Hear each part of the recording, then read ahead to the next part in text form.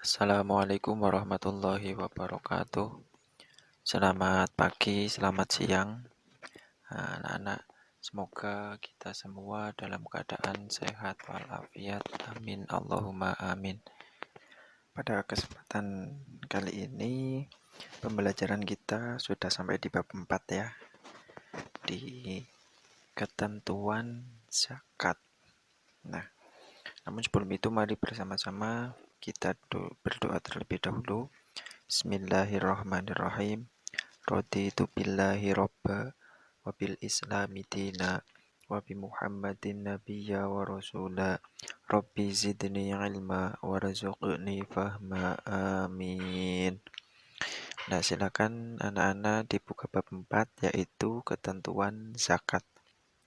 Zakat itu secara bahasa artinya bersih, tumbuh atau bertambah. Sedangkan secara istilah artinya sejumlah harta tertentu yang wajib diberikan kepada mustahik. Mustahik itu orang yang wajib menerima zakat.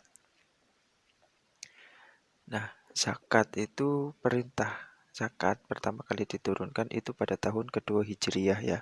Jadi setelah Nabi hijrah ke Madinah, setelah 2 tahun itu baru ada perintah untuk zakat. Nah, sebagaimana disebutkan dalam Al-Quran surat Al-Baqarah ya.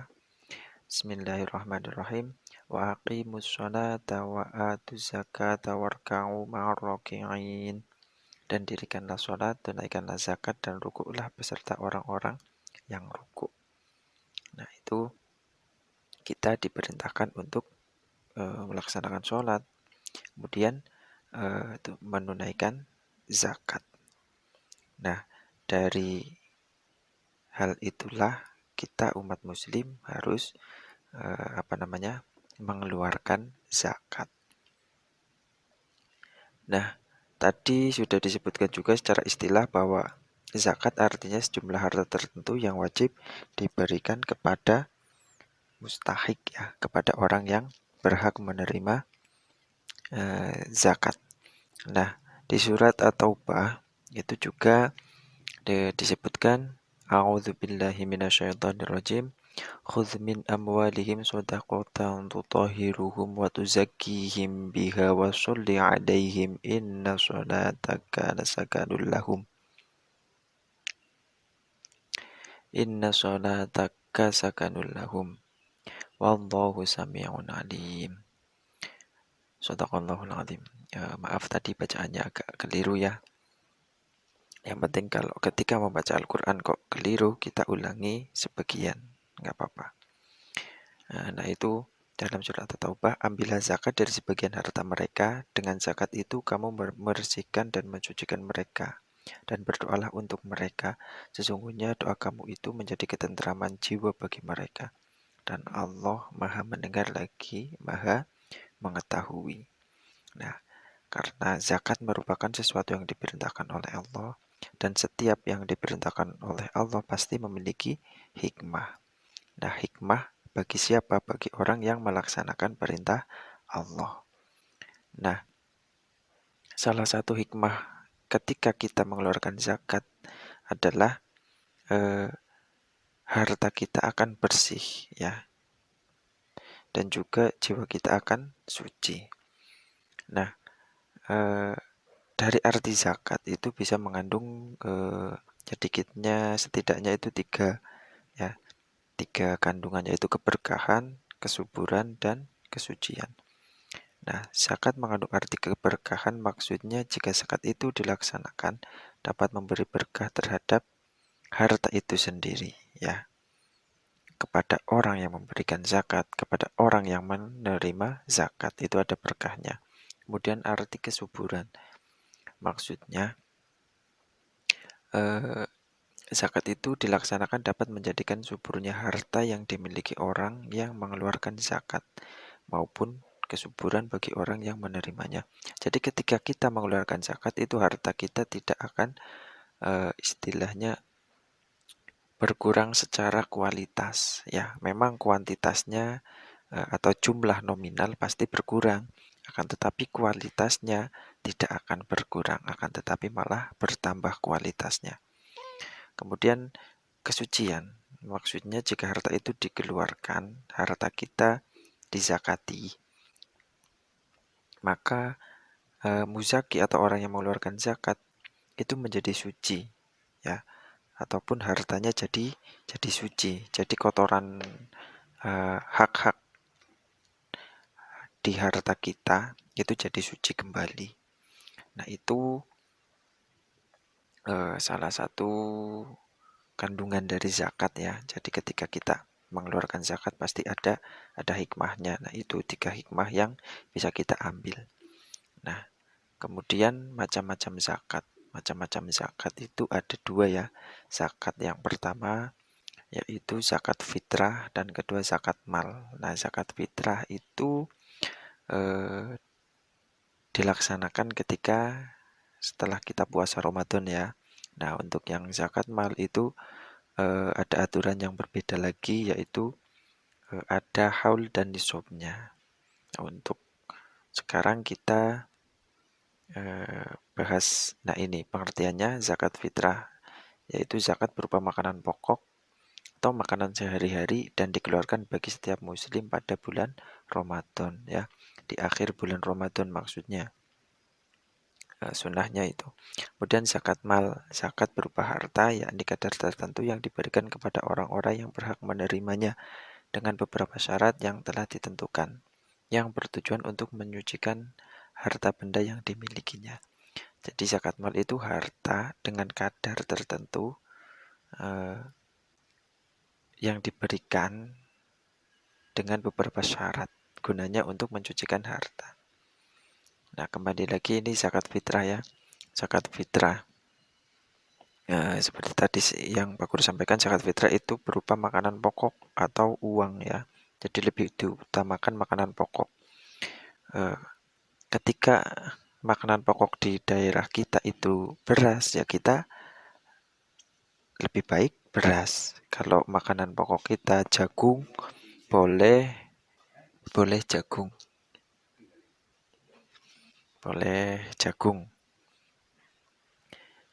Tapi kalau untuk uang bagaimana? Ya uang boleh, akan tetapi lebih utama ketika zakat fitrah kita adalah berupa makanan pokok. Kemudian mengeluarkan zakat fitrah itu hukumnya fardhu ain bagi setiap muslim yang sudah memenuhi syarat ya. Jadi ada beberapa syarat wajib ya yang menjadikan kita harus mengeluarkan zakat. Kemudian besaran zakat fitrah setiap jiwa, setiap muslim, setiap orang Islam yaitu 1 sok atau 2,5 sampai 3 kilogram kalau di daerah kita ya. Nah, jika seorang muslim telah memenuhi syarat wajib zakat tetapi tidak mengeluarkan zakat, maka akan apa? Akan berdosa. Nah, di sini syarat wajib zakat fitrah itu ada 3 ya. Yang pertama beragama Islam ya. Jadi kalau bukan Islam ya tidak wajib. Kemudian masih hidup sebelum sholat Id atau menemui sebagian dari awalnya bulan Syawal. Jadi ketika puasa terakhir kok sudah berbuka. Nah, setelah berbuka puasa itu kan sudah malam hari raya. Nah, ketika masih hidup berarti wajib mengeluarkan zakat. Dan ada yang mengatakan lagi juga ketika sebagian bulan Ramadan itu menjumpainya. Itu wajib juga di zakati orang tersebut. Kemudian mempunyai kelebihan makanan atau harta dari yang diperlukan di hari raya dan malam hari raya. Jadi ketika malam hari raya kita punya banyak uang, banyak beras, nah kita berarti harus zakat fitrah. Beda lagi dengan orang yang tidak mampu atau serba kekurangan, maka tidak wajib zakat fitrah karena untuk makan saja susah. Nah, kemudian rukun zakat fitrah itu ada 4 ya. Jadi zakat fitrah akan bisa dilaksanakan ketika rukunnya tercukupi. Pertama itu niat. Niat itu harus ya. Niat. Kemudian ada orang yang mengeluarkan zakat fitrah atau muzaki dan orang yang menerima zakat fitrah atau mustahik. Itu tulisannya fitran ya, maaf. Itu harusnya fitrah. Kemudian ada makanan pokok yang dizakatkan. Contohnya kalau di lingkungan kita adalah beras ataupun ada yang dengan uang. Nah, untuk niatnya, lafadz niat zakat fitrah yang dikeluarkan untuk diri sendiri. Ya, ketika kita memberikan langsung kepada orang miskin, orang fakir atau salah satu dari 8 golongan penerima zakat, kita boleh dengan niat nawaitu an ukhrija zakatal fitri an nafsi fardhulillahi ta'ala. An nafsi ya, untuk diriku ya. Aku niat mengeluarkan zakat fitrah untuk diriku, fardu karena Allah. Sedangkan lafal niat zakat fitrah yang dikeluarkan untuk orang lain. Misal saya mewakili ibu ya. Jadi ibu ya. Jadi niatnya nawaitu an ukhrija zakatal fitri ngan bahasa Arabnya ibuku kan umi ya.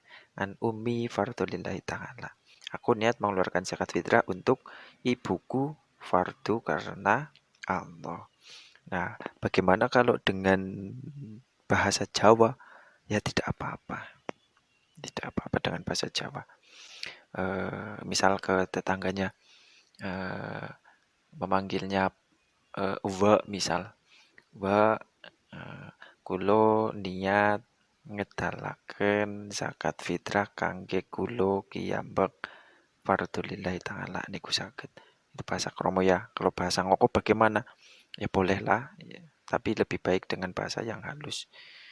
Wa nyong ngarep zakat fitrah kiye nggo awake nyong dewek ikhlas krono Allah Ta'ala. Nah, seperti itu boleh apa enggak? Ya bolehlah. Tetapi akan lebih bagus lagi dengan lafal yang bahasa Arab. Karena kalau misal ke masjid ketika memberikan ya kepada pengurus masjid panitia zakat itu kan biasanya dituntun ya, dituntun dengan bahasa Arab. Yang namanya niat itu kan bahasa hati, pelafalan, pengucapan itu hanya atau fungsinya itu untuk menggerakkan hati kita. Kan seperti itu. Yang penting niat dalam hati. Nah, mungkin hanya itu dulu ya, sampai zakat fitrah dulu. Karena pembahasan zakat itu menurut Pak Guru lumayan intens atau lumayan rumit dan perlu konsentrasi dan pemahaman yang jelas. Jadi apabila ada anak-anak yang kurang jelas, silakan ditanyakan ke Pak Guru. Ataupun misalkan atau kalau orang tua, wali, ada yang menjumpai kesalahan penjelasan dari Pak Guru, silakan diberitahu Pak Guru ya. Jadi biar niatnya baik, kalau ada kesalahan kan harus diperbaiki kan seperti itu. Jadi kedepannya jadi lebih baik lagi. Nah, sekian dari Pak Guru. Billahi taufiq wal hidayah. Wassalamualaikum warahmatullahi wabarakatuh.